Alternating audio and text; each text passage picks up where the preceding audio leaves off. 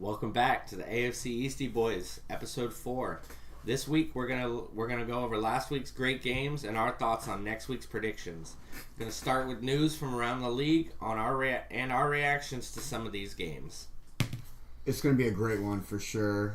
Cat in the Hat here, Charlie Waffles over there. We definitely got a lot in store for you guys. We're going to be talking about the Dolphins, the Jets, everything AFC East related. We're definitely going to be talking about Week 4 and all of the fun football that happened. But first, I want to jump into some Tyreek Hill news because there's a lot of rumors going around about Tyreek Hill and having arguments on the sidelines and getting traded, all this who blah blah. Anyways, is he saying peace out to the Dolphins? Is he saying peace out to the Dolphins? I don't know. Let's take a look over his video and see what he says. Toward the end of the Monday night game, it seemed like you were shouting at someone. Could you explain just what was going on in that situation? I'm in a good spot in my life, man. I wouldn't refer to it as shouting. That's just me just motivating my teammates. I was simply telling 2-5 that we need more of that because he had a great run there towards the end of the game. And I was like, I need more of that. I need more of that, 2-5. Number 9, I need more of that. I need more of that, 1-8. So that's just me, man, like just motivating my teammates. You know what I'm saying? Like there's no ill will. Like me personally, my teammates know me. I never break down and I never call nobody out in that moment. If I got a problem with somebody, I'll pull them to the side and I'll tell you what's going on.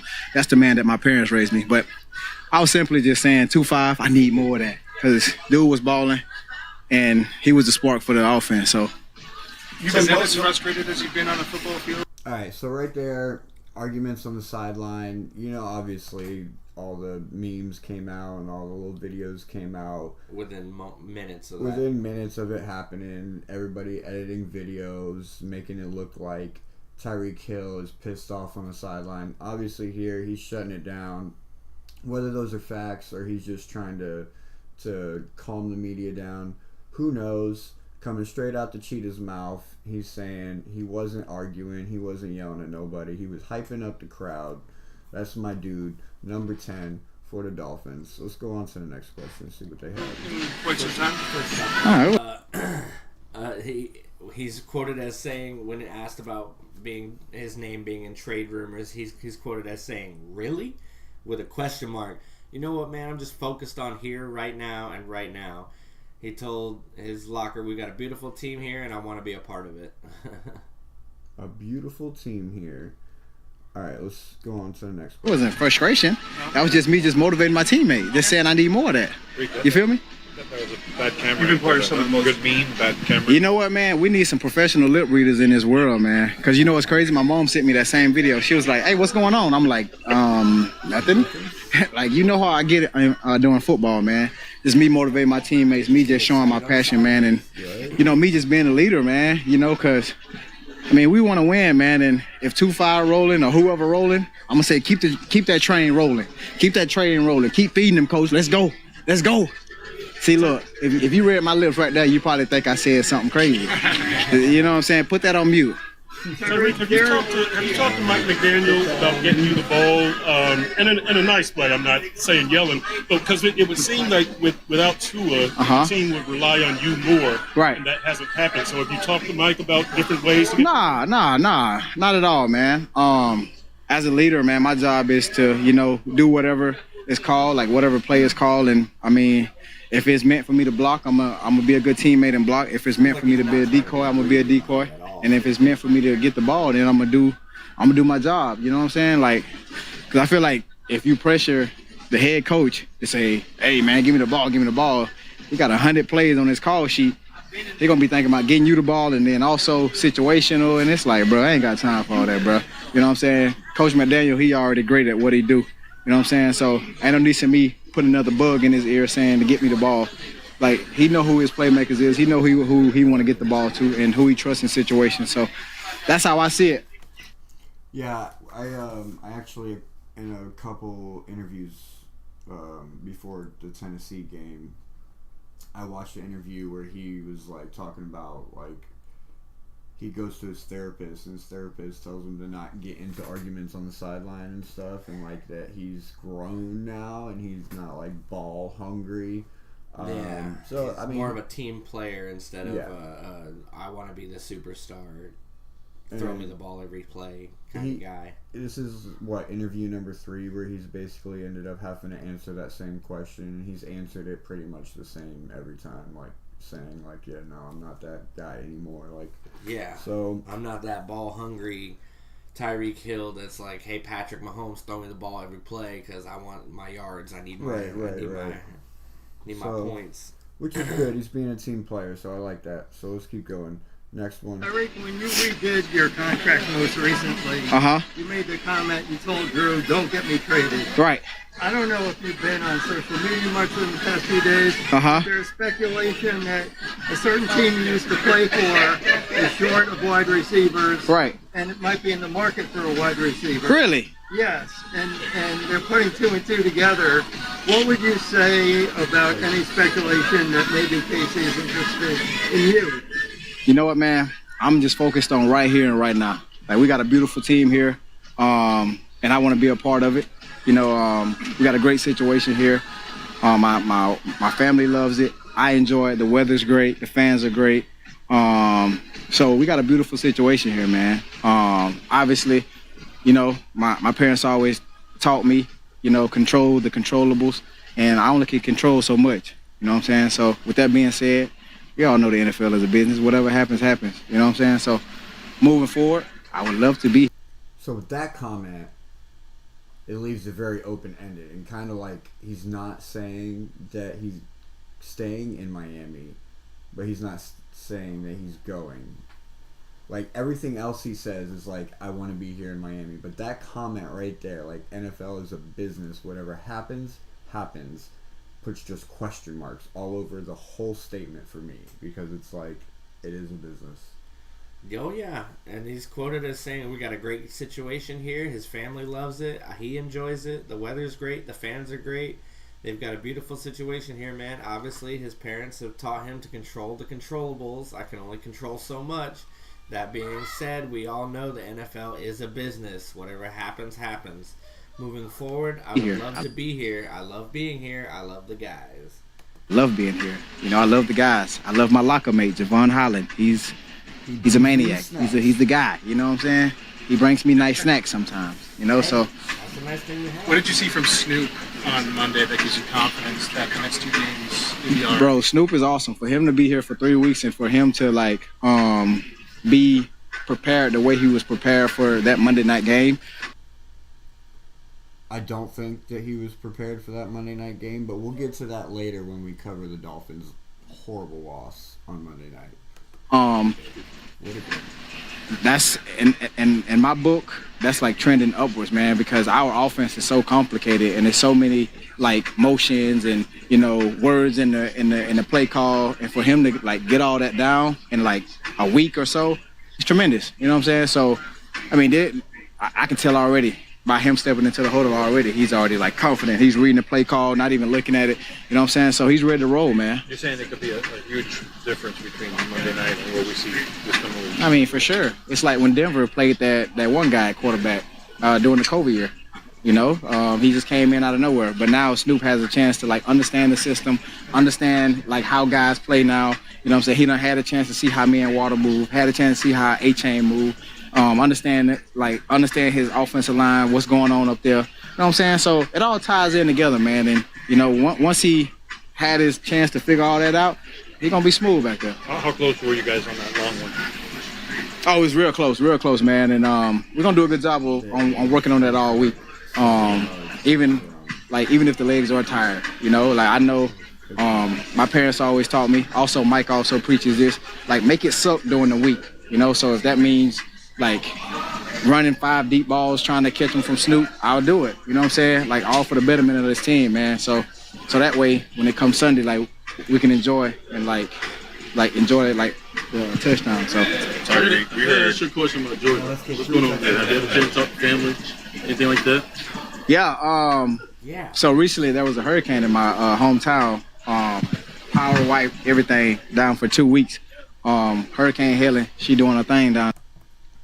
So obviously Tyreek Hill was showing confidence in the quarterback. Why wouldn't he? It's kind of his job at the moment. You know, he's got to boost him up, even if he doesn't feel like he's capable and ready to do the job. Like as a teammate, as a good teammate and a good team player, you don't put that out in the media because obviously people like us and others are gonna be Twist putting it those out there, words, twist it up. So he did a good job answering those questions, dodging it, and doing the best. Because honestly, behind this offensive line, I don't think it matters who's back there. Anyways, let's continue on. The hurricane hit his hometown, and he's going to talk a little bit about that. I know. Unfortunately, it was a moment last week where I didn't even talk to my grandparents for like 3 days. I was worried. But everything's fine now. The community is doing a great job of, leaning on one another, working together, getting generators and stuff like that, waters and stuff like that. So my only concern is right now is what do we do next? So right now, me and the Dolphins are in efforts of trying to help the community out, sending all kind of resources down there, seeing if we can help both communities out. This is Pearson, Georgia, and Davis, Georgia. Two great mayors. Those guys are doing a great job of getting the power back, getting the water back on, and I'm just thankful that everyone was safe. Nobody was really hurt. That was recorded, so that's a big positive thing, man. Did your family be property damage? Any homes lost or anything like that? There were a lot of homes that had trees that fell into them. A lot of homes that got affected by the rain and the wind. My granddad, he actually had 2 trees fall into his home, so he's having to deal with that.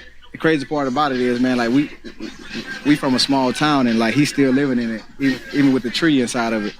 I'm like, bro, like, what are you doing?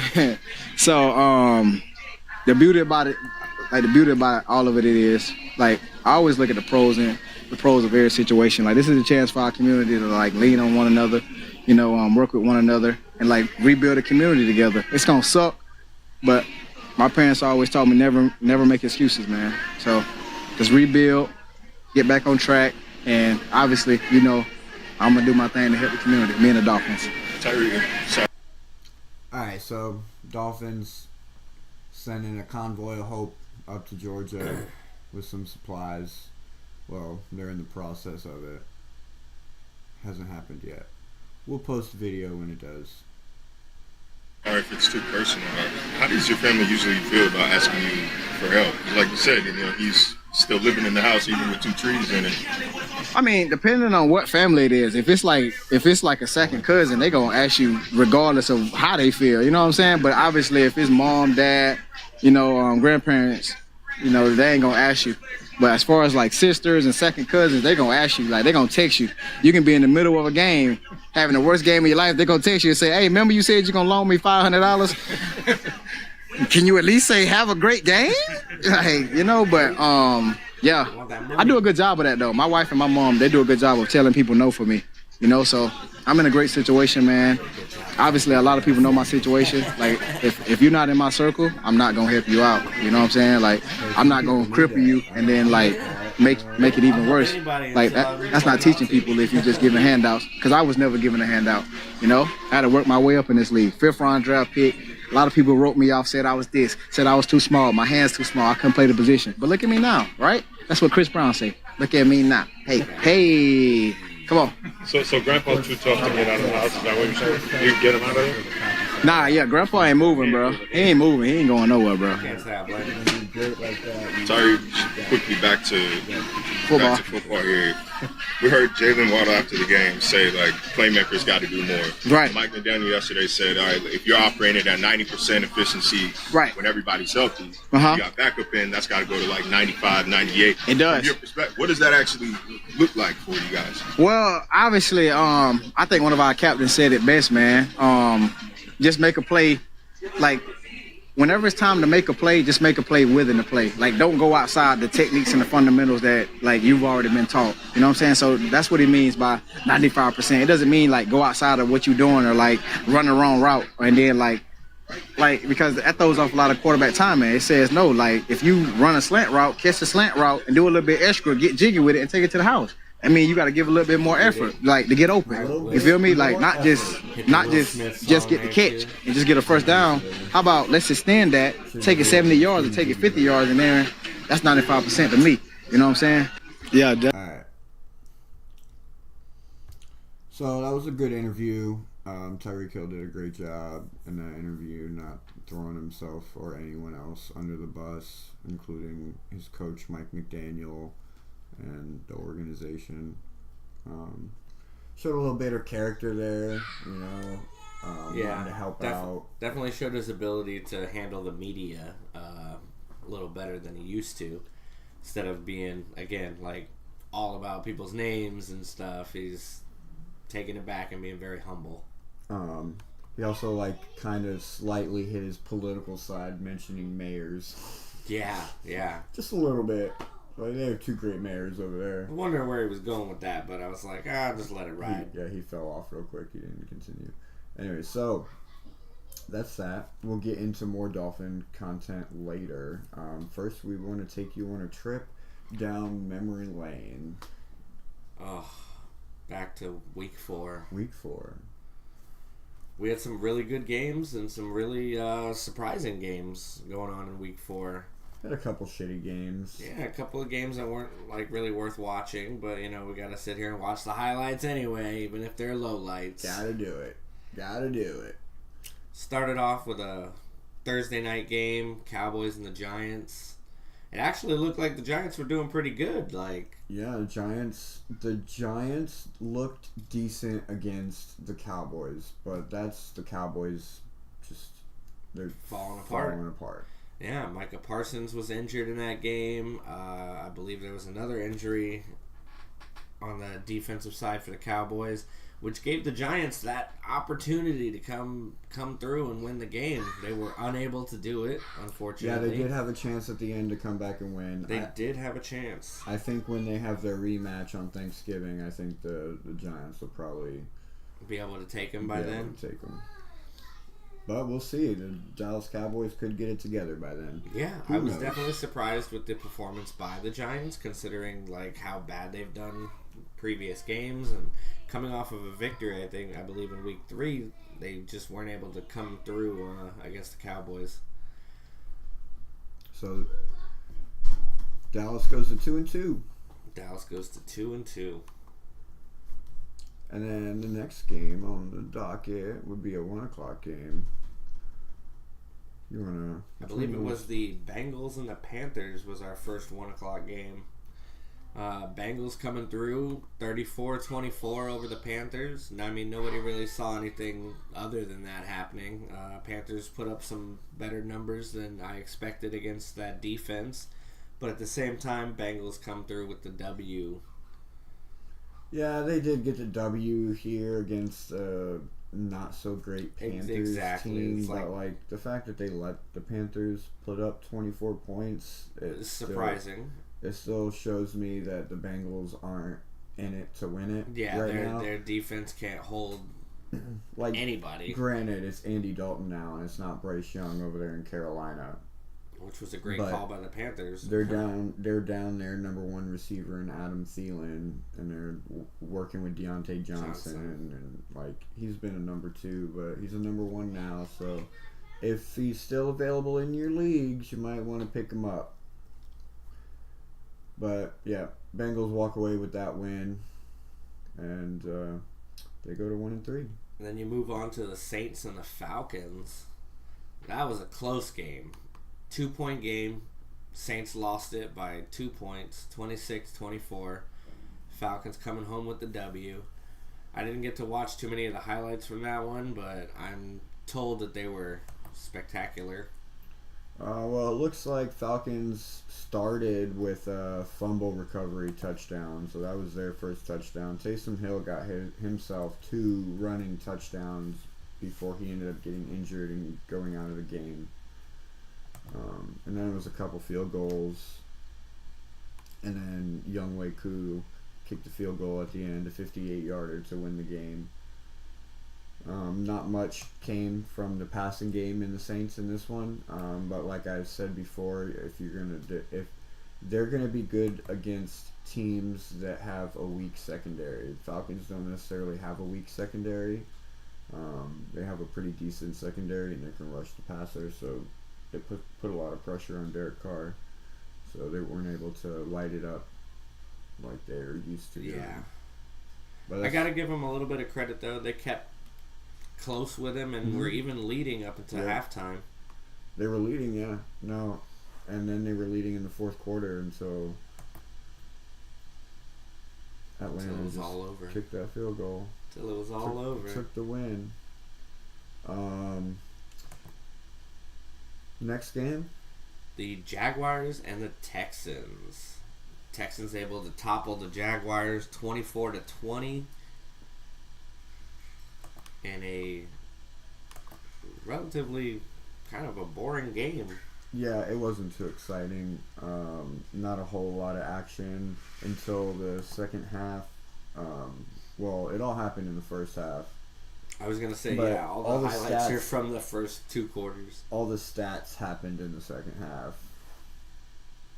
Because I was watching my fantasy at that point, and I was like, why isn't my Houston Texans doing anything? And then, like, second half rolls around, and points started rolling in. That's why.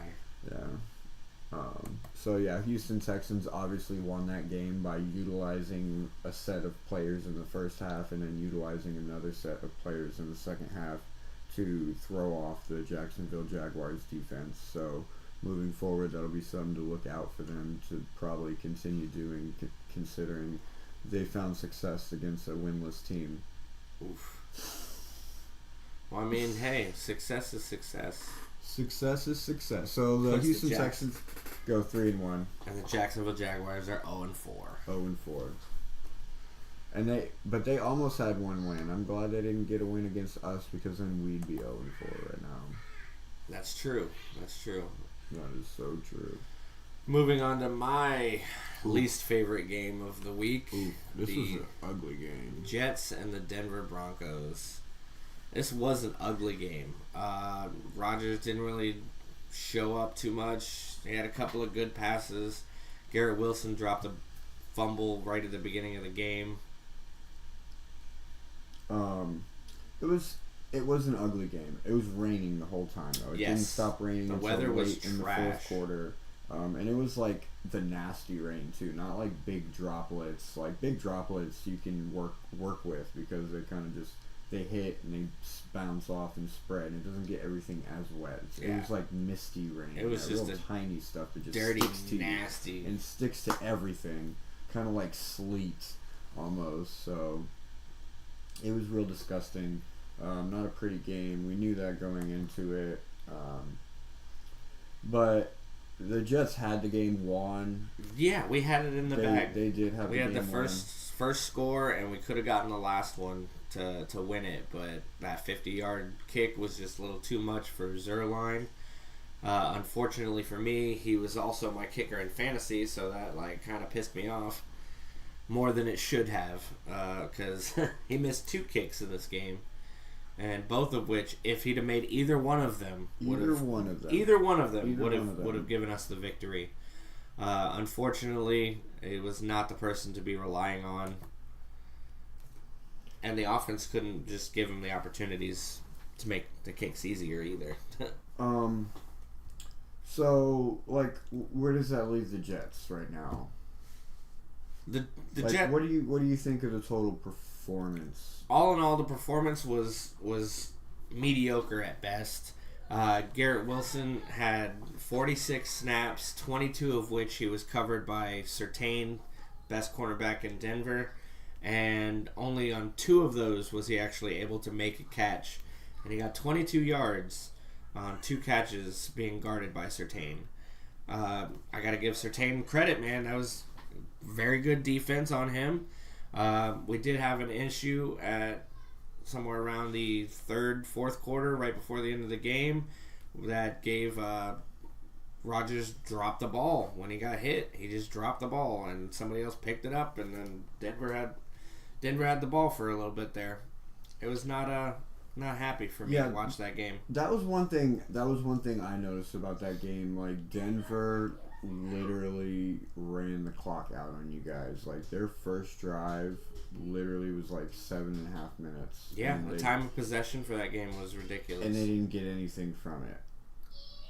And they didn't go far. They only went like 40 yards, and it was just like, wow, like, why is it taking so long? There was a lot of stupid penalties. Like, the penalties that have been happening this year has just been out of hand, out of control.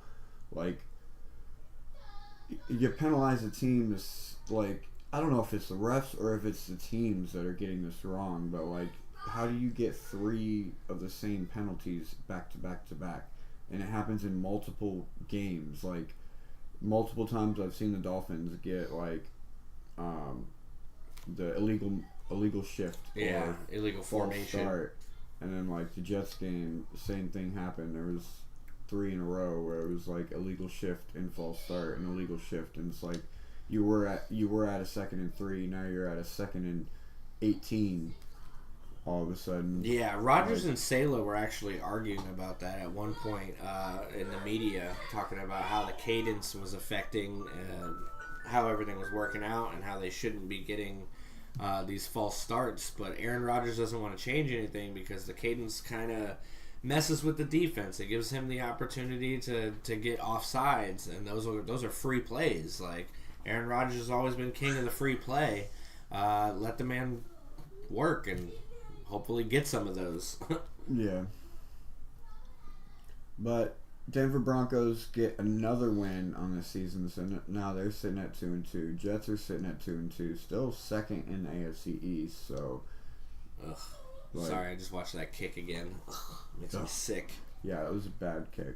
Like, that was a game winner right there. It could have been. I know. We all had our picks for the Jets, so that was a loss for all of us. But moving on. Yeah, moving on. We got the Vikings and the Packers. This was a great game. Fantastic game. Both sides of the ball were not struggles. Like they both did very well. I can't stop giving enough praise to Sam Darnold. The man put up 3 touchdowns? Yeah. 3 touchdowns, and then there was a rushing touchdown. Mm-hmm. Yeah. The Vikings are on a tear, and they're going to be a force to be reckoned with. And I don't like saying that. No, they're definitely looking really good. They're undefeated. They're definitely in a better position than we thought they were going to be in at this point. Sam Darnold is looking great. Defense is looking great. The only problem that I see them having, and the only problem that is going to hurt them down the line, is they can't keep it up. Once second half rolls around, they either take their foot off of the pedal or they just run out of gas. Because, well, you also got to think, these boys are tired. They're putting everything on there in the first 2 quarters. You go and you play a team like Kansas City or Baltimore or Buffalo like that. They're going to come back in the second half. You got to go full throttle. They're going to win that game. You know what I mean? So it's like, if you look, like the Minnesota put up all their points in the first half and then nothing in the second half. A field goal to seal the win. You know. So that's one thing that they got to work on, is they got to work on their second half performance, because they definitely seem pooped come second half. Yeah, well, I mean, when you got a 28-7 lead going into the third quarter, it's like you can take a little respite, and if they do get one score, they're still 2 scores behind. That gives you plenty of time. Obviously, yeah, you don't ever want to give teams the chance to claw back into a game. Especially teams like Kansas City and even Green Bay almost had a chance at it. They got close. No, I don't agree with that. You guys stick the pedal to the metal, because you can't underestimate any team. It's the NFL. Anything can happen. Literally, they almost came back. Yeah, in the fourth quarter. In the fourth quarter, they almost came back and got the win. 28 to and that's just proof right there that you. I'm sorry, 29-31. Yeah, that's just proof right there that you should not ever take your foot off the gas. Because you never know. Patrick Mahomes would have scored 25 points in that fourth quarter. So, I don't care who you're playing. I don't care how much of a lead you got. I'm not for letting off, because then that's when You get too Trust comfortable. me, yeah, you get too comfortable. You think, oh man, we got this one in the bag, and then all of a sudden, like, whoa, wait a second, they're within 3 points, and now I'm nervous. Yeah. Luckily for Minnesota, though, they were able to pull it off. Even with the extra score at the end of the game, they still were up. That defense was able to stop the final run by Green Bay. So, yeah. Moving on, we got the Steelers and the Colts. Steelers getting handed their first loss of the season by the Colts. Anthony Richardson went out early in this game with a hip injury. He will be back next week. Joe Flacco came in and led them to a victory. Steelers, they did their Steelers thing. They put up a fight. Their defense is good. Colts just got out into a lead early, and the Steelers weren't able to capitalize and come back. Yeah, 17-0. It's hard to muster up your morale on your team and come back to even score on this. I mean, like, you can see that they tried, but that third quarter there was probably a good Steeler defense with a Joe Flacco like still getting used to the offense, and then fourth quarter rolled around and he figured out his guys to use. He started using Joshua where he was going to go to, things like that, and he figured it out, and he was able to pull the win. But by then it was pretty much too late, because I don't think the Steelers even started a comeback until... No, they did. They started a comeback in the third quarter. So there it is. Until it was 17-24. And yeah, it was like basically at the end of the third, beginning of the fourth quarter. Yeah. And then they still just let Indianapolis run it down their throat. Yeah. Yep. So they get their first loss. I don't read too much into that. Colts are a decently good team with talent on it. Again, like, they're a team where like quarterback isn't really too important. Detrimental, yeah. You know, like they have Jonathan Taylor and they have other weapons as well. As long as they have somebody efficiently throwing the ball, they'll be fine. They'll be fine. So I don't look at the Steelers differently. They're still going to be a good, hard team to fight. A team that teams will have to look out for. Like, don't sleep on the Steelers. Justin Fields seems like he's got resurrected over there in Pittsburgh. It does. He's definitely been revitalized. Even George Pickens, he didn't score a touchdown, but he had over 100 yards receiving. Yeah, so that makes Steelers 3-1, Colts 2-2. I know Goel had the Colts on that one. What's up, bud?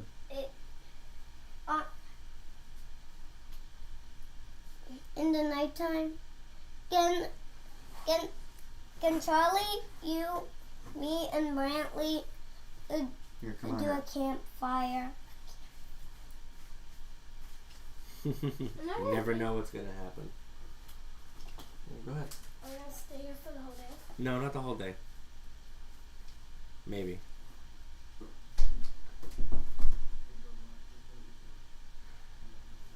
So moving on, we got the Rams and the Bears.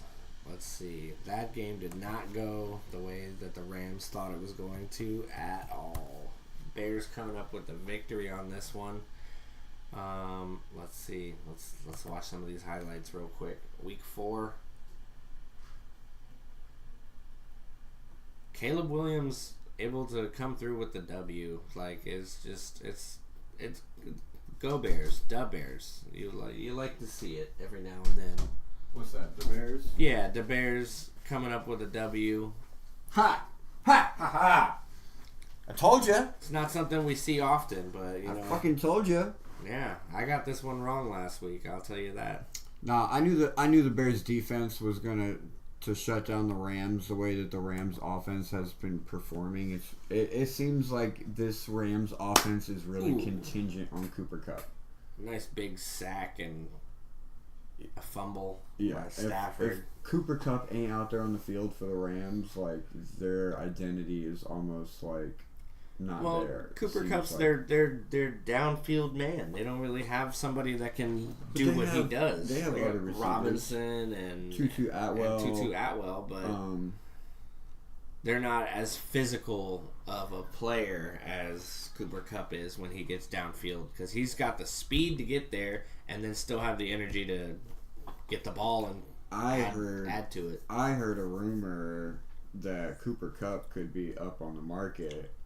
Ooh. And the Kansas City Chiefs could be looking his way. Y'all heard that here first. I definitely know Kansas City. And that comes from looking for receivers. That comes from a very good Kansas City source. I can't deny it. Kansas City definitely needs some receivers after Rice got injured. They've been looking at trades all week, I'm assuming, because they need some kind of value at receiver. So, the defense in LA is not as great without Aaron Darnold there anymore. So definitely the Chicago Bears were able to just put up more points with Caleb Wilson and DeAndre Swift, Caleb Williams. And DeAndre Swift did a great job this game. He's been pretty non-existent up until now. Yeah, I was going to say he did get a touchdown in this one that I saw. But he had a pretty decent game. He didn't hit 100 yards, but he still hit close to it, had a touchdown. He had some receptions, so that's where a lot of his value came from.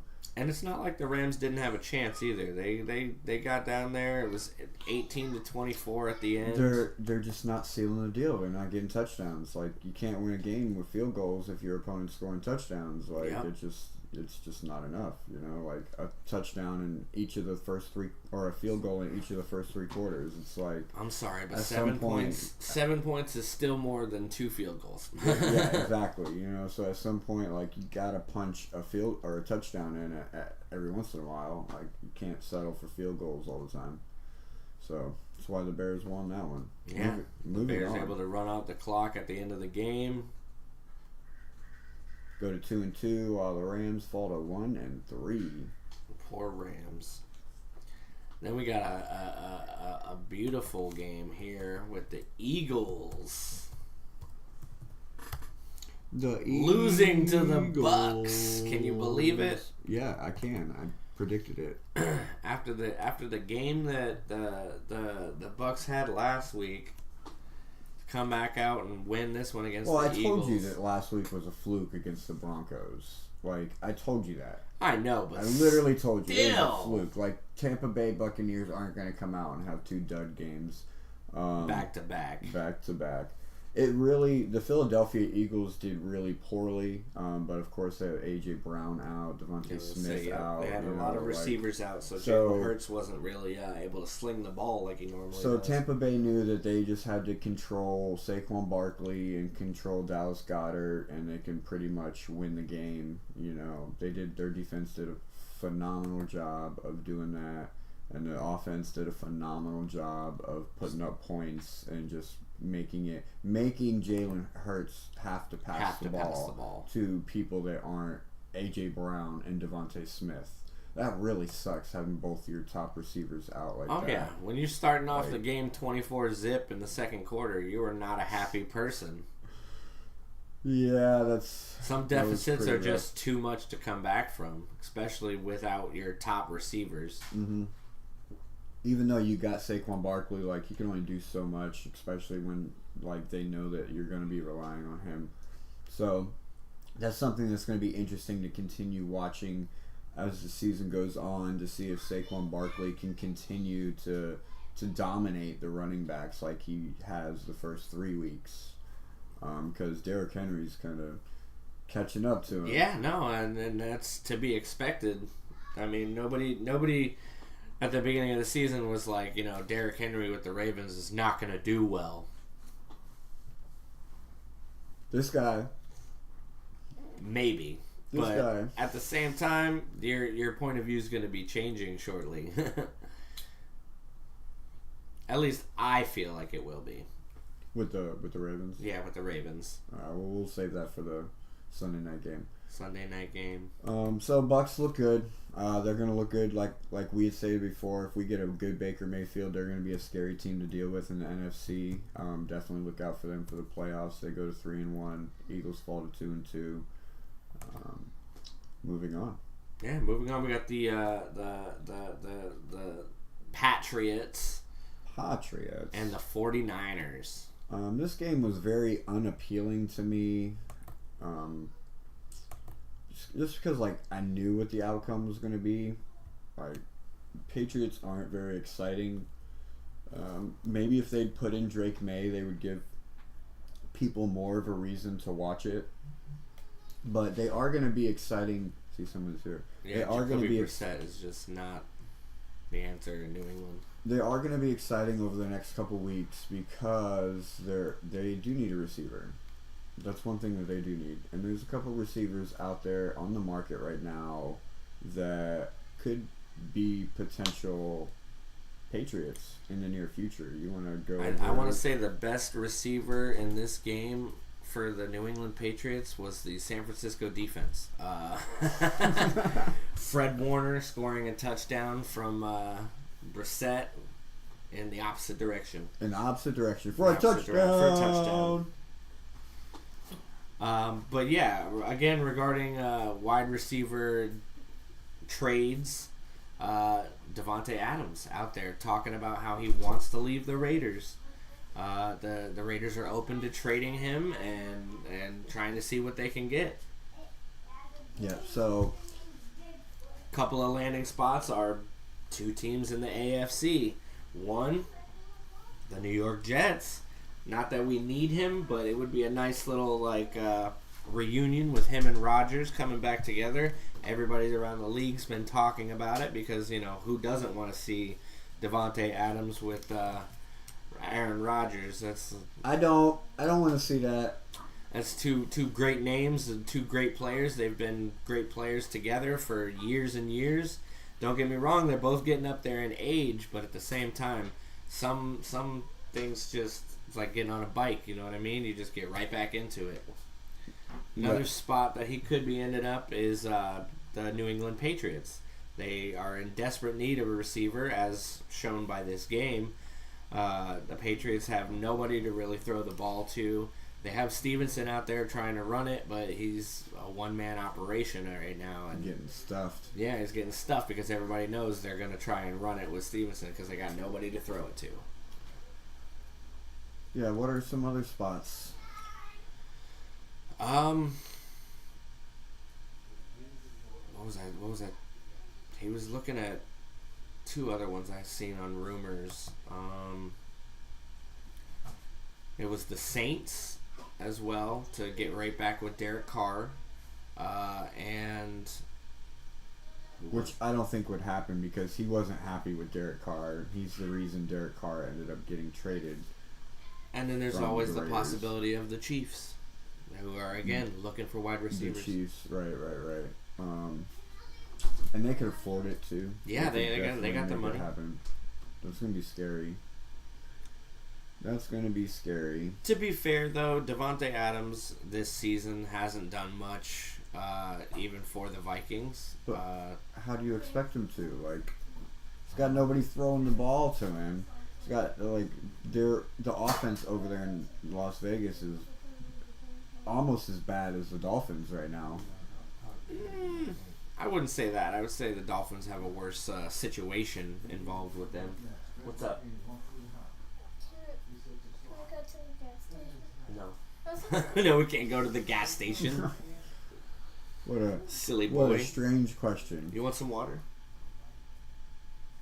Well, why are we gonna leave? In a little while. Don't worry about it. After this? Go play. Go enjoy your day off, sir. Yeah. Mister, I don't have to go to school today. Yeah, why? Lucky kids. Why is school out today, anyways? Fall holiday is what the calendar said. So fall holiday.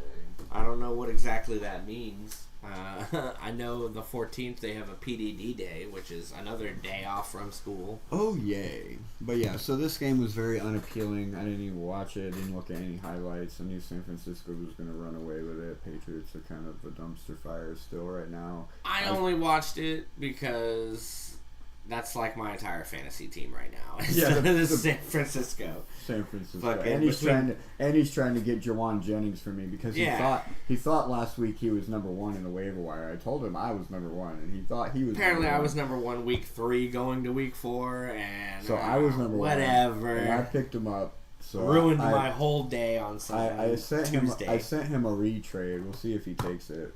I haven't looked at that yet. I saw that he declined the one I offered him. Nobody wants Mark Andrews. Nobody anymore. wants Mark Andrews. Come on. Just take the name. It's a beautiful name. He's a blocker this year. Isaiah Likely is a great blocker that's not going to put up any points for you for your fantasy teams. Isaiah Likely is the fantasy tight end you want from the Baltimore this year.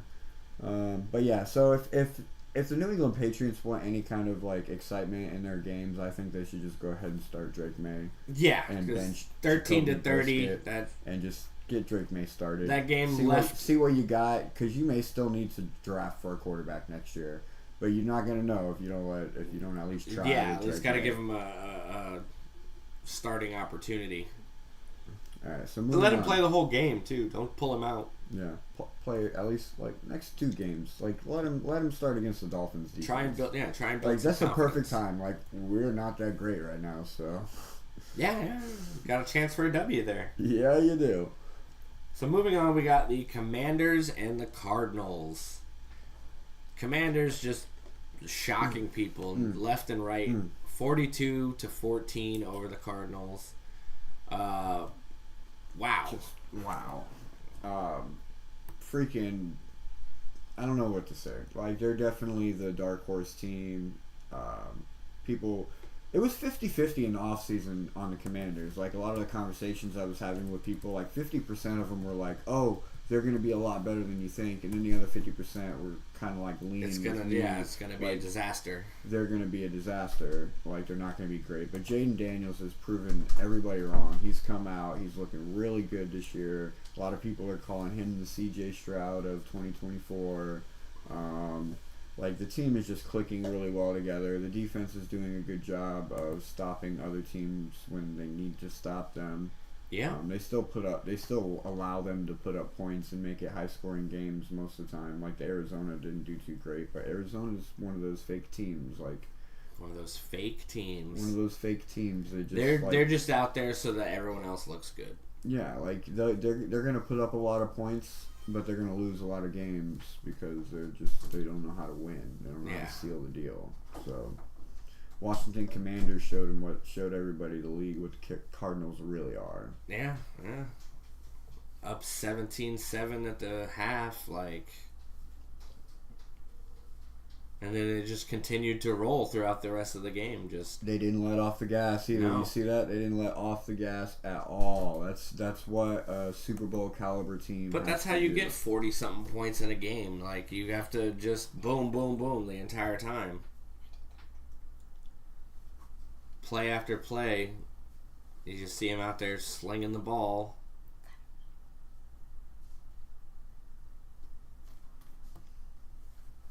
But it was definitely nice to see the Washington Commanders put up numbers that make them look like a relevant team. Yeah. Don't forget, hit that like and subscribe. We just 2 dads out here talking about some football, having some fun. You see Kiddos can't help but try and get on the screen. That's all they're trying to do. They just want their 15 minutes of fame. Yeah, that's all that is. So make sure you go and support them as well. Yes, by supporting us, you're helping support them. So after that one, we got the Chiefs and the Chargers.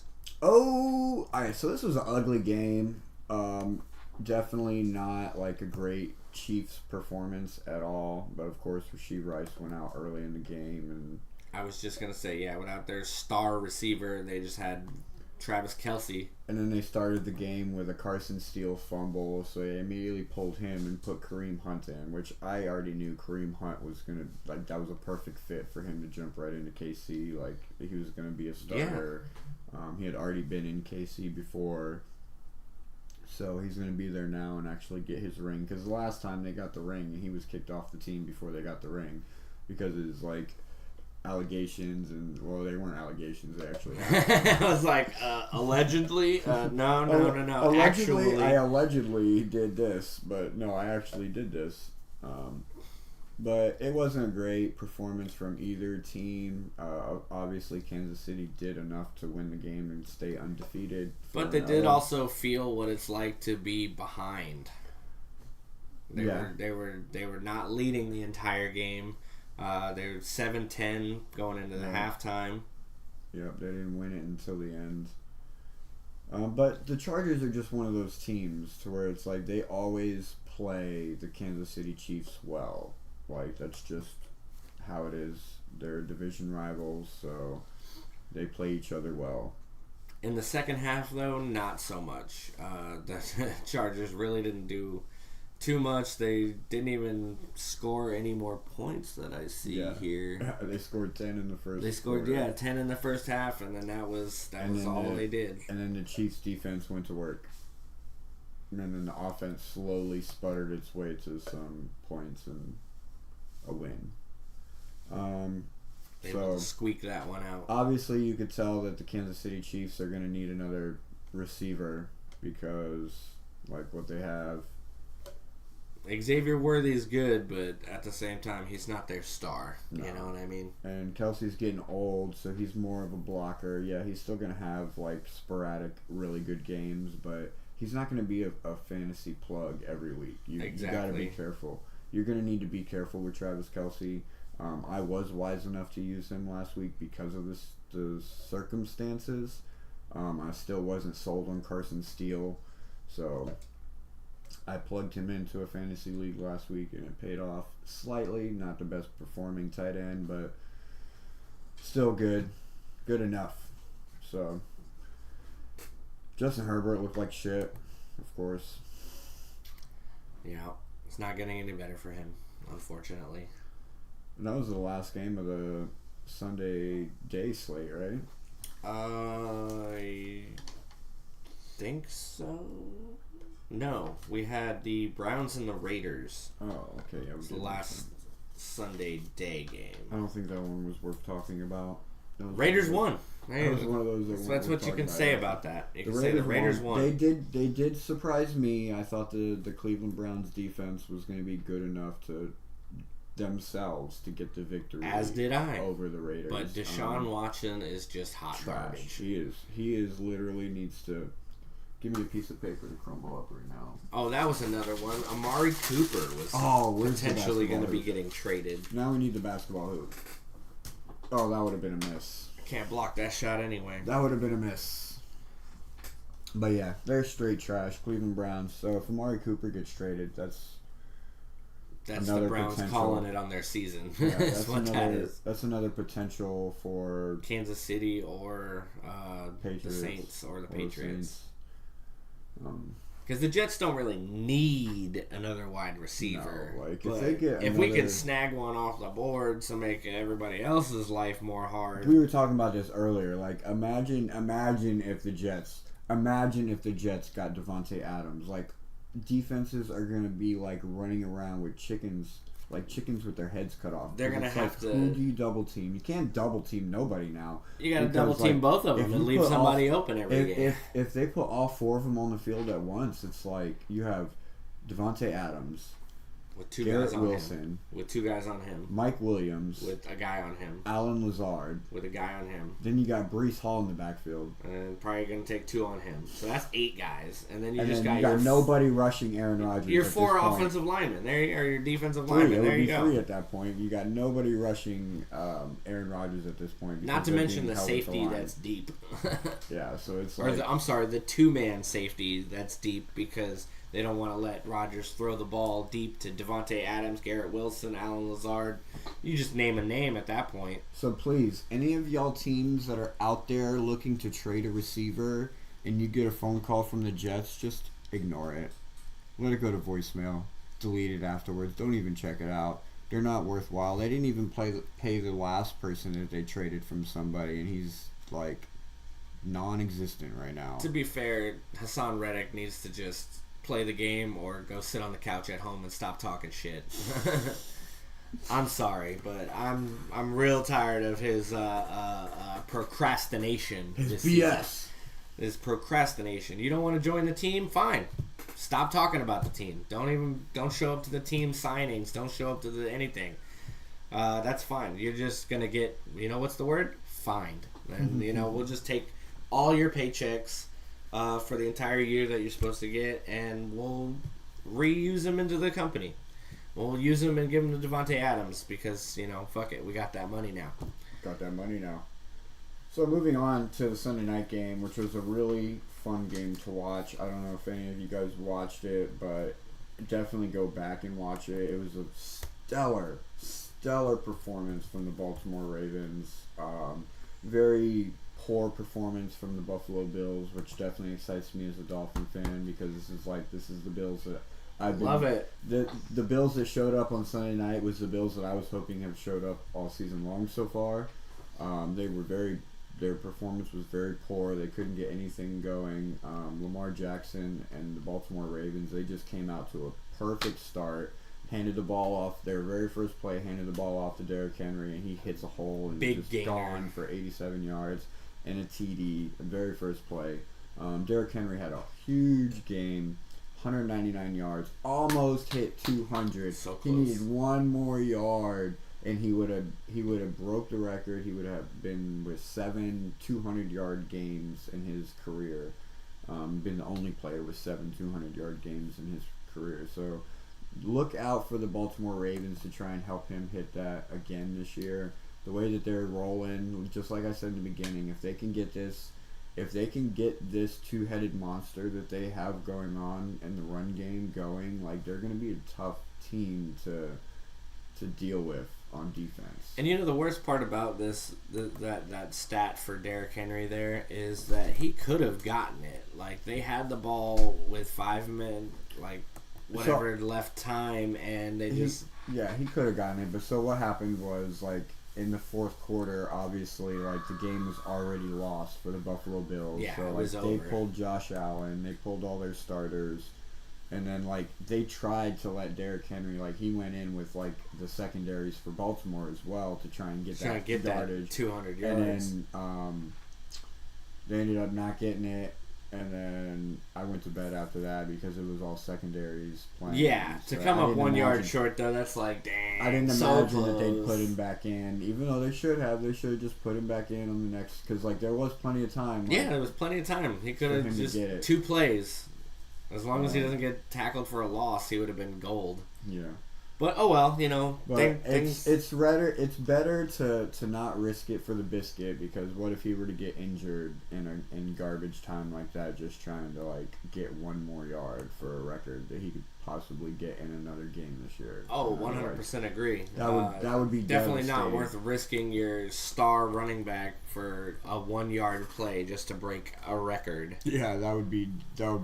That would be season. We'll break the season record ending. next game. Yeah, that would be we'll give him season another ending. 200-yard game.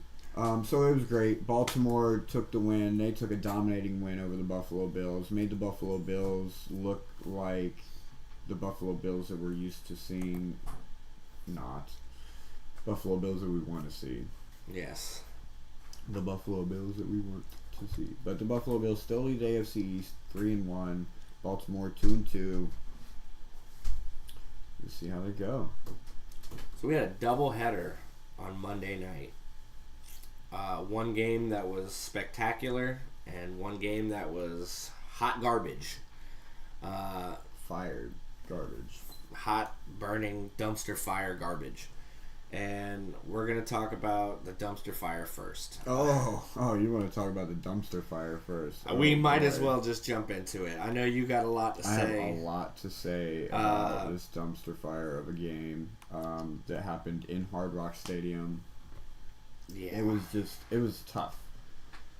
Going into it, I knew that it was going to be a defensive game. It was going to be field goals. Tyler Huntley was not going to be ready for this. A dropped lateral pass right at the beginning of the game to Tyreek. Yeah, so that was considered a fumble. So basically, like, he passed it to Tyreek, but because it was behind him, it was considered a fumble. A lateral rather than an actual pass, which he did not catch, dropped on the ground, and then Tennessee picked it up and were like, we got the ball now. Cool. Really stupid garbage game. I don't know what Mike McDaniel is doing this year. Like, his play calling is freaking garbage. You can go all the way back to week 1. Oh, big sack. You can go all the way back to week 1 and see that from the beginning, even with Tua Tagovailoa, the play calling that Mike McDaniel is doing right now is not working. He's designing plays for the quarterback to run out of the pocket. Our team is not built for that. Our offensive line is not built for that. Our offensive line, they're decent pocket protectors. Size, and they're decent size, but they're slow. They're not fast. So if you stay in the pocket, you go back to last year and look at the numbers that Tua and the Miami Dolphins put up last year. Why was that? Because they stayed in the pocket. Tua stayed in the pocket. He only rolled out of the pocket like 12 times last year. He only got sacked 10 times last year, and his numbers were phenomenal because he didn't have to move out of the pocket. He stayed in the pocket, read his reads, went through the progressions, threw it away when he needed to, scrambled when he had to. But this year, it was like straight out of the gate, all of a sudden, like, our quarterback is taking the ball and running all the way to the left side of the field to where there's no protection there. And it's like trying to sling it. And then either trying to sling it or running out of time and having to run and take a hit because our offensive line can't block these guys. Damn. And they just get away from them, and our offensive line is slow. Like, we're in a position right now that if we can't beat the New England Patriots this week, like, what do we do? Tua's coming back in week 8. So we have to manage until then. If Tua comes back, is it going to be any different? Is Mike McDaniel going to change the play calling? Are we going to be able to make it to the playoffs?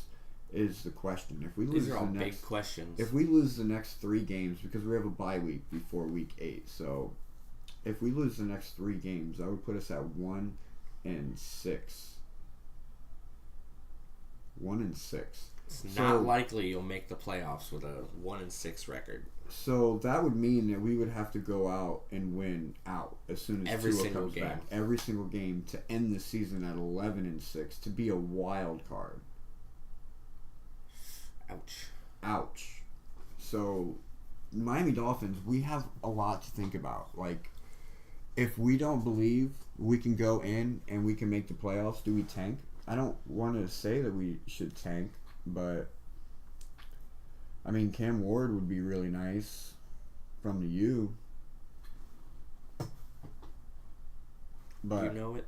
I don't know. I know it. It just depends. If Mike McDaniel doesn't fix his play calling, like, any quarterback that gets behind our offensive line right now is just going to get swamped. Going to get trampled on. I want to say Huntley. It looked like was that Huntley? Yeah, Huntley. It looks like he took like 7 or 8 sacks in just this game. Actually, he didn't take a lot of sacks, but he did take a few sacks. He got pressured a lot.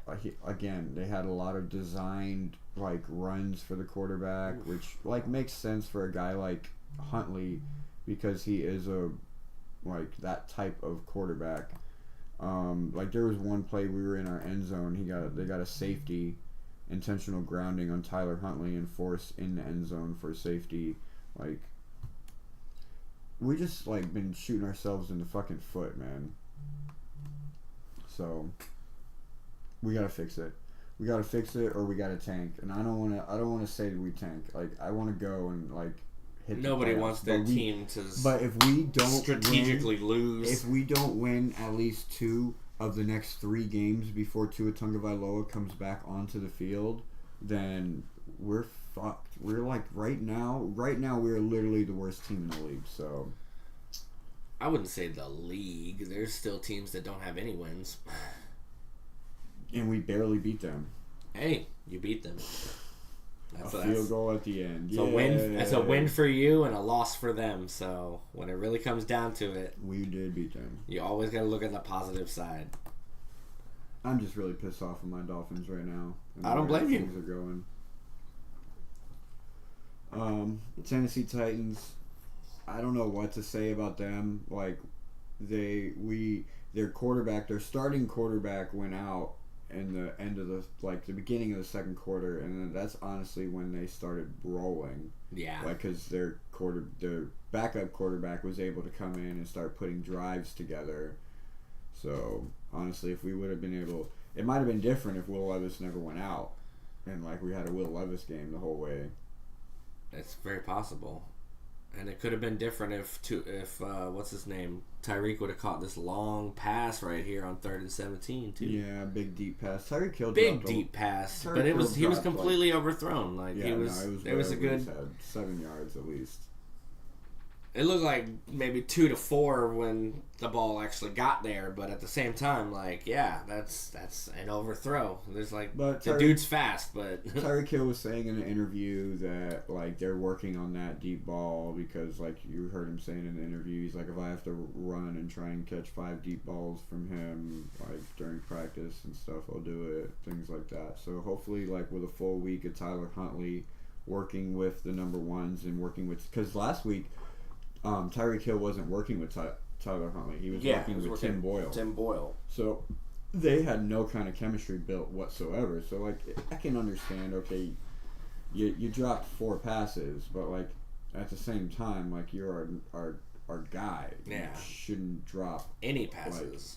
Like one of those passes, like the one that went over your head, is the most understandable. And like even then, like you probably could have extended for that, you know. Like, well, he's a short guy too. He's not like his layout is that much more farther. And plus, I don't know if I'd want him like the way that the defender was on him. Oh yeah, he would have. He would have. Like, that would have been. He would have got laid out. He would have gotten laid out. He would have got laid out.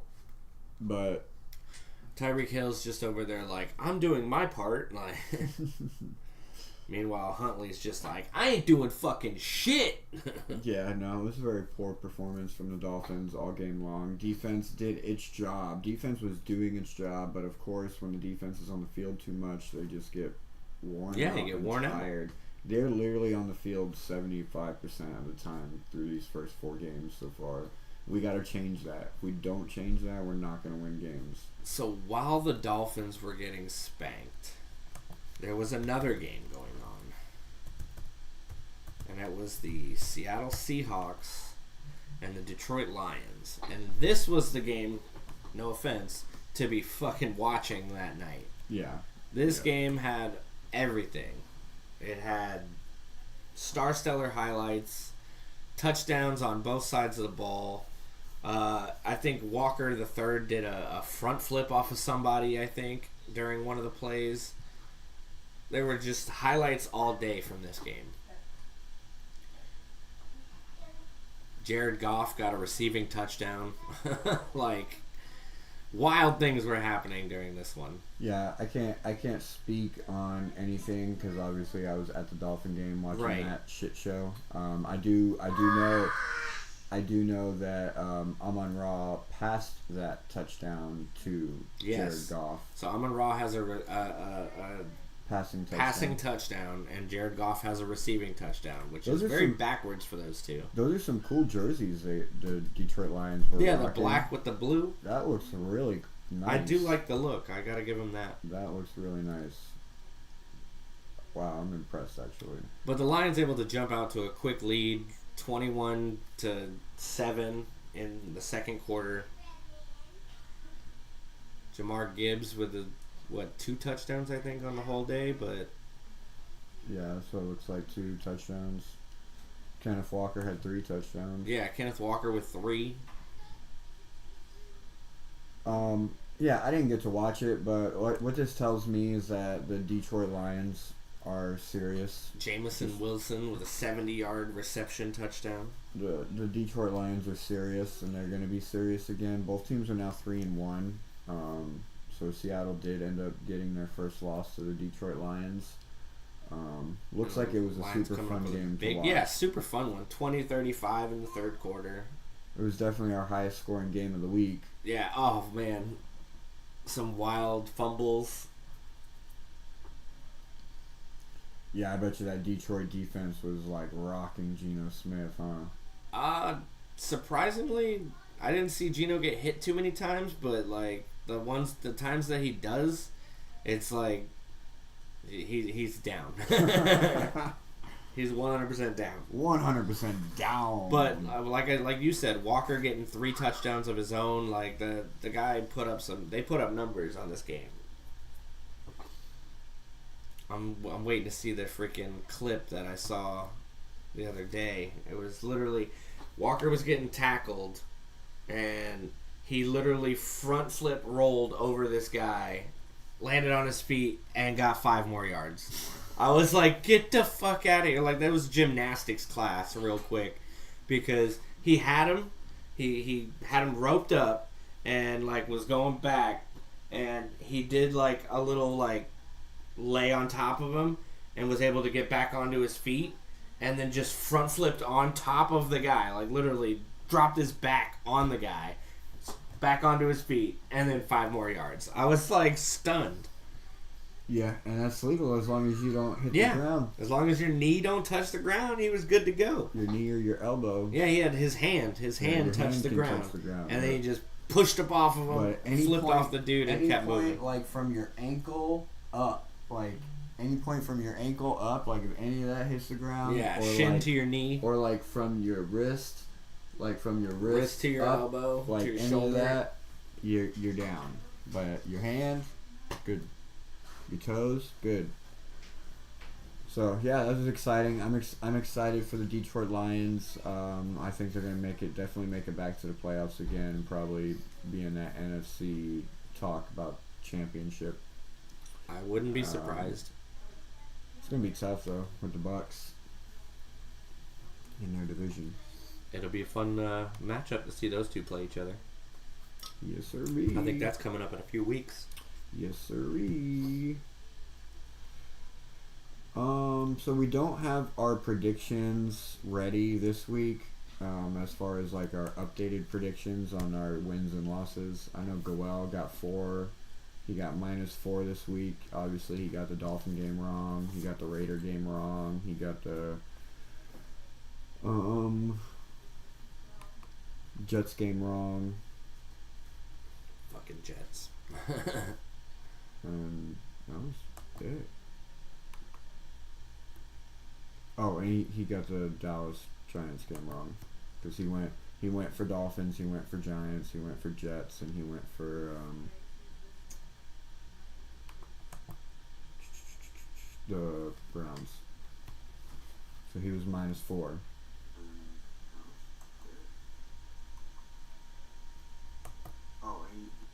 And that officially puts him in the lead.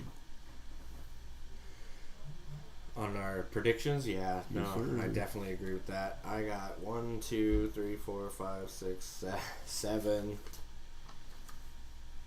8 wrong this week, with the Seattle Seahawks being my last one. I did get the Titans game right, though. He was just betting against me. That was pure luck. Nah, that was skill. I knew it was going to happen. Oh yeah, we super gotta update it. We don't have week 3 either. Oh yeah. All right, well we'll go through and we'll update these for next week for sure. We'll try to. We're busy guys. Got a lot going on this week. Got a lot going on. Obviously, you can tell we haven't gotten our to this until Thursday. Normally, this is our Monday routine, but it's been a busy week. Been a busy week. Somebody had to go be sad down in Miami watching a football game, and yeah, I couldn't bear to do it without my good friend here, Cat in the Hat. We both had a dissatisfying weekend of football, so I don't think either one of us really wanted to talk about these games. Let's wake up on Monday and talk about how shitty football was. How bad we all, how bad I did and how bad it was expected to be that night for him. So we just went ahead and skipped that one, and we're talking about it today with smiles on our faces. Why? Because next week's coming, baby. Yeah. And speaking of next week, we're gonna drop our weekly predictions for you guys. Next week's gonna start early too. I need to use the bathroom. It's technically got Goel's thing up there first. Oh, Goel's first. Okay. But if you want to go first, I can switch it around. Yeah, we'll switch it over. Goel can go after me this time, seeing as he's in the lead as it is. And I gotta use the bathroom. I gotta take some chances on this week to see if I can catch back up with this guy. Alright, so we just need to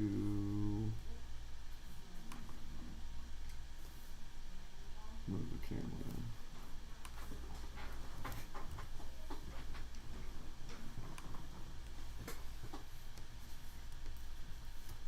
Up a little. Mm-hmm. So it's literally got your. It doesn't have this logo. What if I sit up straight like I'm supposed to? Yeah, then it has a logo. All right. So we got our Week 5 predictions ready to go. Week 5 starts off with a Thursday night game, Bucks and the Falcons. This is going to be a good game. It's going to be a high-scoring game. I'm taking the Falcons on this one. I don't have any confidence in Baker Mayfield. Unlike this guy, he's all Baker buddies. Can't do it. We're taking the Falcons over the Bucks, Week 5, Thursday night. Then we get to jump across the pond. We're going to London for the Vikings and the Jets. 9:30 in the morning, Sunday morning. You're going to have to wake up early for this one, boys and girls. You have to wake up super early to watch the Vikings beat the Jets. This is not the way I want this one to pan out. Hopefully I'm wrong. I will take the L on this one if I can. But I got the Vikings beating the Jets in London.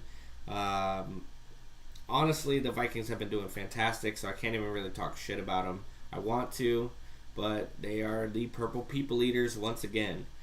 Then we're moving on. We got the Panthers and the Bears. Panthers aren't doing squat. Still not doing squat. So we're taking the Bears. Caleb Williams, we're going to take him. Browns and the Commanders. Browns have not been pulling through. Deshaun Watson doesn't have what it takes. Their defense is riddled with injuries. We're going to take the Commanders and Jaden Daniels because they've been rolling on motherfuckers left and right. So we're taking the Commanders over the Browns. Moving on to the next game. We got the Dolphins and the Patriots. All right. Ain't nobody going to want to hear me say this, but the Patriots are going to beat the Dolphins, and he's going to be very, very sad. And it's going to be okay because the Dolphins will be at the bottom of the AFC East, and, it's okay. Nobody's going to cry. No one's going to shed tears. Well, there might be a little bit of tears shed, but it'll be okay. Patriots over the Dolphins, Week 5. Colts and the Jaguars. All right.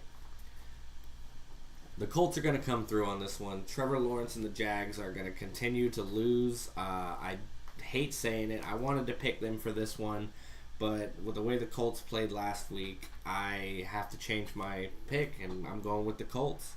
Going Colts over the Jags. We're taking them. Then we got the Bills and the Texans. This is going to be a fun game to watch. Texans have been doing hot. They're kind of sputtering a little bit here and there. And the Bills, they were doing great the first 3 games, and then they came up short on this last game last week. We're going to take the Texans over the Bills because we want to see the Bills lose. Boo! Go Texans. Ravens and the Bengals. This is going to be a fight. It's going to be a fight, boy. Derrick Henry going to crush them. Another big game from him. I'm expecting, he almost had 200 yards in the last game. He's going to get close to it again this game. I'm going to say about 135, give or take. Ravens over the Bengals. You heard it here. Raiders and the Broncos. The Broncos came up with a good win, able to hold off the Jets offense last week. I don't see them doing it again. I think the Raiders are going to take them with all the speculation about Devontae Adams leaving. I don't think that's going to come to fruition. I think that Adams is going to stay with the Raiders. He's going to score a touchdown on Sunday, and the Raiders are going to beat the Broncos. Next game comes out to the Cardinals and the 49ers. Cardinals have been just lackluster the last few weeks, and I expect another lackluster performance from them against the 49ers. We're going to take the 49ers with Brock Purdy and Jordan Mason. They're going to run them over. It's going to be a steamroll there in San Francisco. So 49ers over the Cardinals. We're taking them. Giants and the Seahawks. The Giants they tried so hard to beat the Cowboys last week. Came up short. They're not going to have nearly that same chance against the Seahawks. Seahawks are going to destroy them. G-Men going to go sit on the couch. Seahawks over the Giants. We're taking them. Then we got the Packers and the Rams. The Rams have been lackluster again, over and over again the last few weeks. So we're gonna go ahead and take the Packers. Jordan Love's back. He's throwing the ball. They almost won their game this last week against who was it? The freaking wow. They almost won. It was close. Why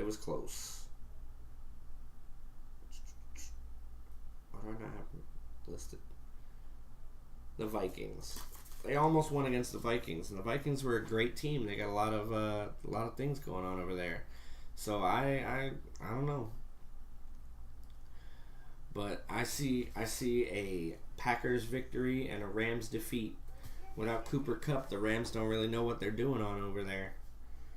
And then we got the Cowboys and the Steelers. I don't think the Cowgirls are going to be able to pull this one off. I think the Steelers are going to take it. It's going to be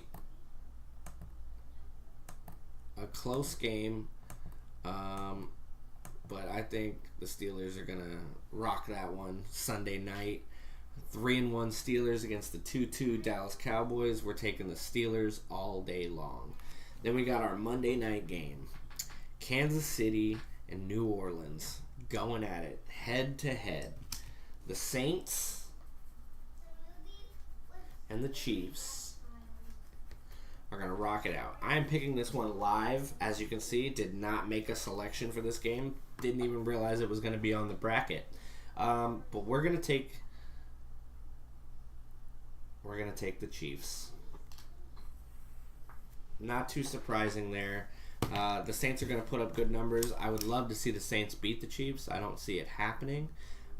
So Chiefs rolling over the Saints Monday night. And that's your Week 5 Charlie Waffles AFC Eastie Boy picks. Like and subscribe. Good timing. Bravo. Yeah, I wasn't listening to it because I wanted it to be like a surprise. Yeah. I don't want to know what you're. I don't want to like being base said. Goel's predictions like. Oh yeah. Got you. Too. End up saying the same things anyway. So I just kind of like tuned in, like real quick, and was like, oh, he's talking about the Sunday night game, so like I'll be up soon. Yeah. Sunday night game was gonna be the one I was excited about watching because I get to watch it with the girlfriend, and she's gonna enjoy getting to see Dallas lose to her Pittsburgh Steelers. Yeah. Yes. So now we'll get into Goel. Goel, go ahead and rip your predictions there. Rip my predictions. All right. Let me test out this microphone. Can you hear me? All right. What's up, everybody? Goel is in the house. It is week 5, and we're ready for some football. First off, tonight, we got the Bucks facing the Falcons. This is going to be a really good game. Both teams have been looking really good. But I'm still rolling with the Bucks on this one. I think Baker Mayfield and the defense over there in the Bucks are going to put a stop to the Falcons tonight. And it's going to be brutal. And then we fly to London for Sunday morning football. Sunday morning football. You get to wake up, go to your local IHOP, tell them to turn the TV on to the Jets and the Vikings, and you get to watch this game. This is a very telling game for both teams because the Jets have a stellar defense with a stellar secondary. So we're really going to see Sam Darnold put to the test on this one. The Vikings offense, they've been looking really good in the first half of games, but they've been slacking in the second half of games. I think this is where Aaron Rodgers shows what he's really made of. I'm taking the Jets on this one. I think they're going to go to London. I think they're going to win in the second half. Yeah, the first half is going to look ugly for the Jets. A lot of Jets fans are going to be sweating hard. But don't worry, guys. The second half is your half. You're going to put a seal to the deal, and you're going to beat the Vikings. Yes, sir. And then 1 o'clock rolls around. We come back to America, and we got some American football. And then we have the Panthers and the Bears. Well, the Panthers are okay with Andy Dalton. They're definitely a lot better than they were the first 2 weeks of the season. And then half of the third week where they benched and started Andy Dalton. Anyways, I still don't think that they can do enough to the Bears. The Bears' defense is really good. Caleb Williams is doing just enough. DeAndre Swift seems to have gotten his feet under him, and he's performing now. So we're going to go with the Bears on this one. And then we have the Browns and the Commanders. This one, in the beginning of the season, it was hard to call this one for sure. But now, after watching Jaden Daniels and the Washington Commanders just look phenomenal, the Browns defense isn't going to be able to keep up. They're definitely going to look good early on, but they're going to get wore out because the Cleveland offense is not going to be able to put up points, and they're going to be off the field. They're going to have a lot of 3-and-outs, so the defense is going to be on the field a lot, and they're going to get worn out by the second half, and that's where the Commanders are going to run away with the game. And then we have the Dolphins and the Patriots. As a Dolphin fan, I want to say that the Dolphins win this one. I've been watching a lot of interviews with Tyreek Hill and Tyler Huntley and Mike McDaniel and all these things, and like they're trying to hype us up and make us feel positive about this, but it's like we're playing the Patriots. We haven't lost to the Patriots in a while, to be honest. This game is really freaking hard for me to call right now because the Miami Dolphins are in such disarray. I don't get it. Our play calls have been garbage, but our defense is really good. And if they don't play Drake May here and they play Jacoby Brisket, I think the Dolphins can get a couple interceptions, and I think the Dolphins defense wins this game against the Patriots. Let's go! And then we have the Colts and the Jaguars. Is this going to be a get-right game for the Jaguars against the Colts, who have question marks around their quarterback right now? They don't quite know if Anthony Richardson is going to be ready to go on Sunday. They think that he's going to be ready to go. The Jacksonville Jaguars have a lot of question marks around them. Trevor Lawrence has been performing very poorly.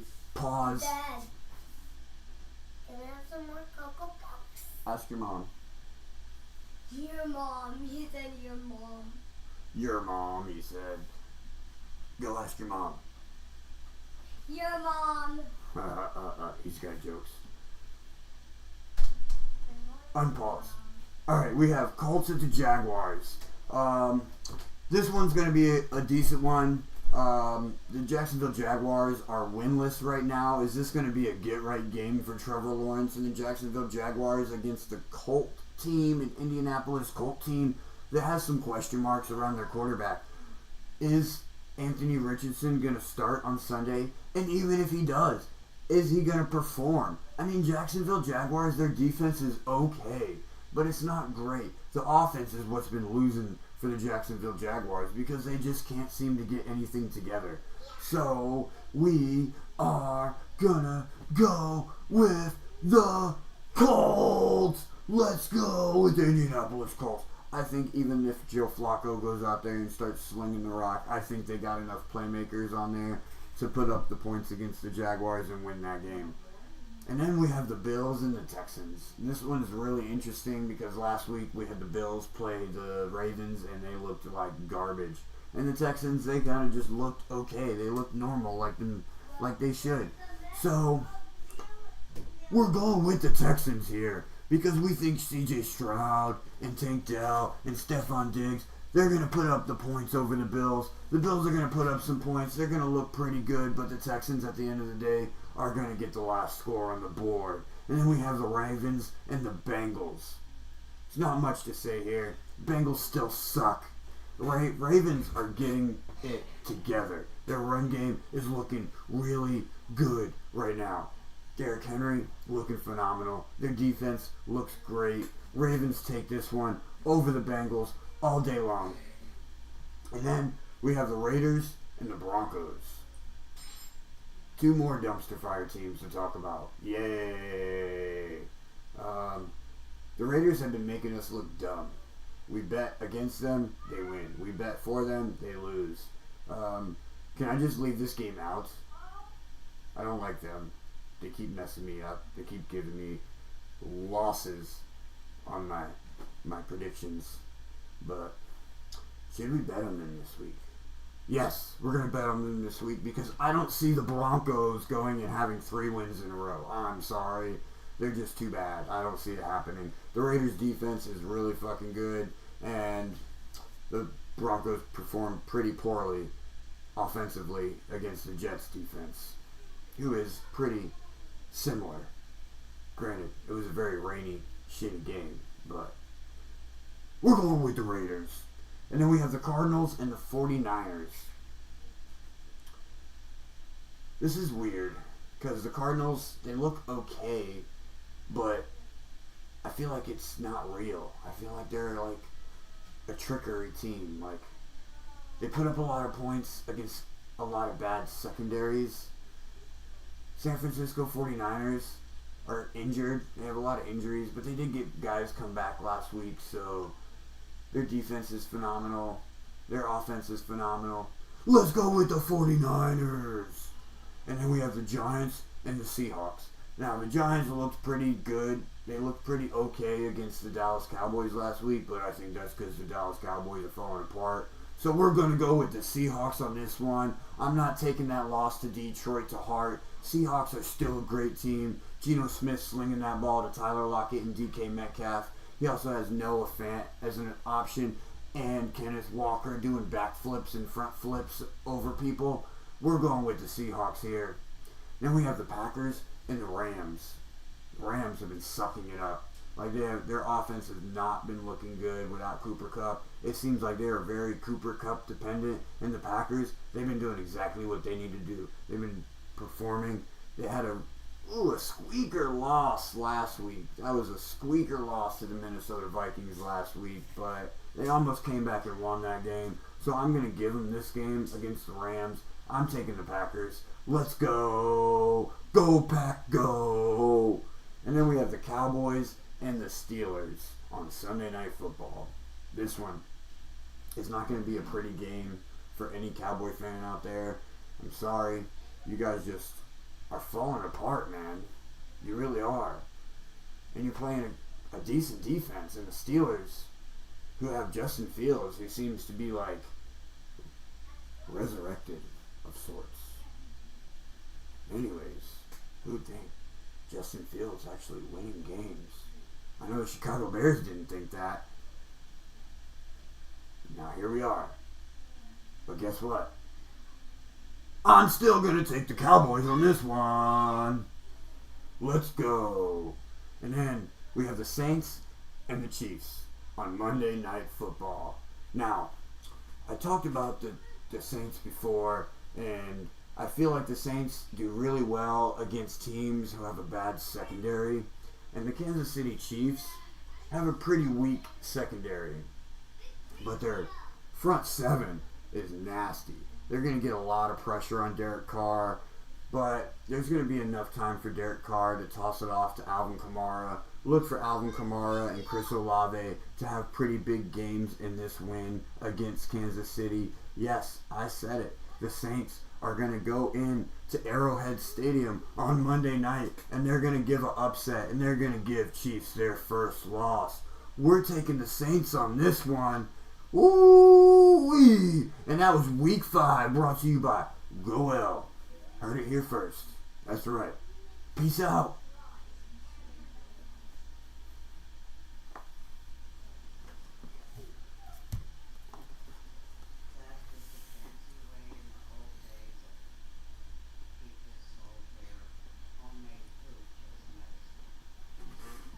Only $30. Yeah, but it's down in Miami Gardens. I was like, oh, never mind. It's so far. That's something I would pick up when I go to a game, like Yeah. I did with your toaster. Like I did with your toaster. For reals. So you want to go? You're on. Is that on the Streamlabs? Click on the Endzone to Endzone. There should be like 4 little words here. One of them will say Endzone to Endzone, and that will change the scene.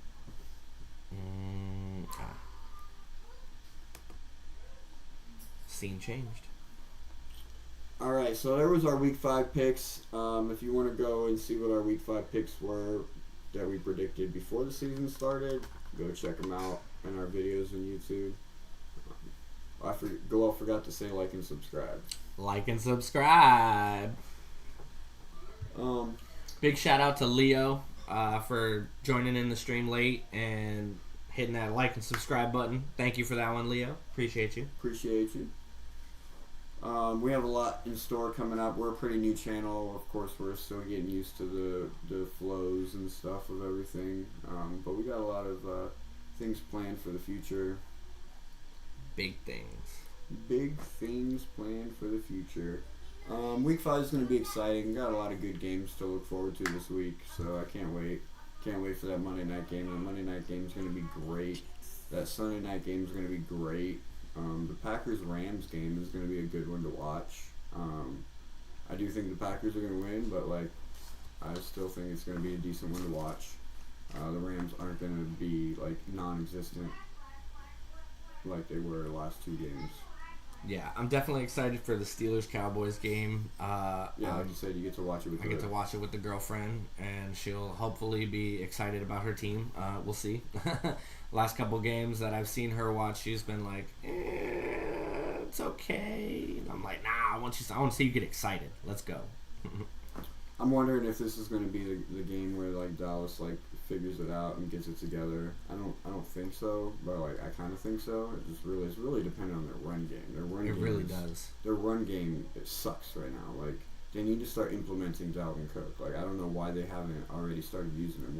What happened with Dalvin Cook when he left Minnesota? After he left Minnesota. But why did he fall apart though? There was no like decline in performance. It was literally like he had an injury one year. And then the next year he played for Minnesota and he put up good numbers. And then he got traded to the Jets and they just didn't utilize him. We didn't utilize him at like all. For what, 2 games? We utilized him as a backup runner behind Breece Hall, which was like. But then Breece Hall went down. Yeah, and then like, he didn't do nothing. Utilize him, and then so like I just don't understand it, like why like. It wasn't almost like he went downhill. He literally jumped straight off a fucking cliff. And like, just literally fell off. And then even with getting traded this last season, or not traded, picked up by the Cowboys. Like the Jets let him go. Yeah, because we only had him for a 1-year contract anyway. And so you didn't it was even like, hold him for the whole year. I don't think we did. You let him go early in the season. But yeah, so he got picked up by the Cowboys, and like if the Cowboys want to save their season, I feel like. He could definitely lead them to at least a couple more victories than they've had, or at least a couple more first downs at least. Even a couple more first downs. I've never been a fan of Ezekiel Elliott. He's always been overrated in my opinion. Yeah, I've never been a Zeke fan. You got rid of him to begin with, like for a reason. It's like now you brought him back thinking it's gonna like bring life. Think it's gonna be different, or they're just like, oh, we just want the Cowboys from 5 years ago. Yeah, we're just gonna be like here, so you can talk about us. But that's okay because this one's it's gonna be a fun matchup. It's actually girlfriend versus her baby daddy too. Oh yeah. Yeah, baby daddy's a Cowboys fan. So it'll be a fun little shit talking spree. Hopefully, fingers crossed. Fingers crossed. If it's a blowout game, then fuck. It is what it is. It is what it is. Gotta love football. Yeah, I'm not looking forward to the Dolphins-Patriots game. That's going to be a rough game to watch. It's going to be a shit show the whole way through from both sides of the ball. I agree. The Jets game will be fun to watch. As long as you guys can stymie the New England running game, I think you'll be fine. You just got to make a couple plays. Yeah, we got to make a couple plays. Tyreek Hill going to have to catch those balls. Yeah, no dropping them. Stop dropping those balls, Tyreek. No drops, Stop dropping Tyreek. those balls. But the Jets, Jets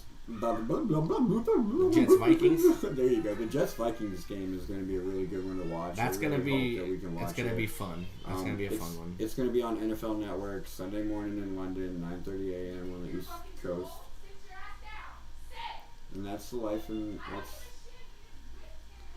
Yup, that's the life of it. NFL. You never know. Any given Sunday, baby, you never know what's going to happen. Any given Thursday, shit, you never know what's going to happen.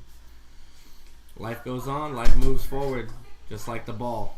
Yeah, tonight, who do we got? Tonight is the Bucks and the Falcons. So that's going to be another good one. Yeah, Thursday night football. That's going to be a good one to watch because that could go either way. Yeah, that could go either way. That could go either way because that was a tough game to choose. The Falcons have been making a slow rise, like up to what they should expected be to be.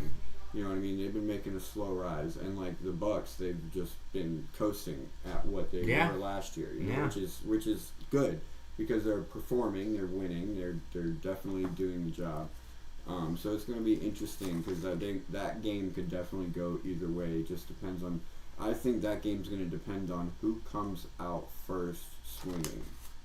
Right. Who jumps out to the first lead will probably end up holding it for the rest of the game. Or not necessarily holding it, but finishing with it. Finding a way to finish with it. That's going to be a good one to watch Thursday night. We hope you guys enjoyed.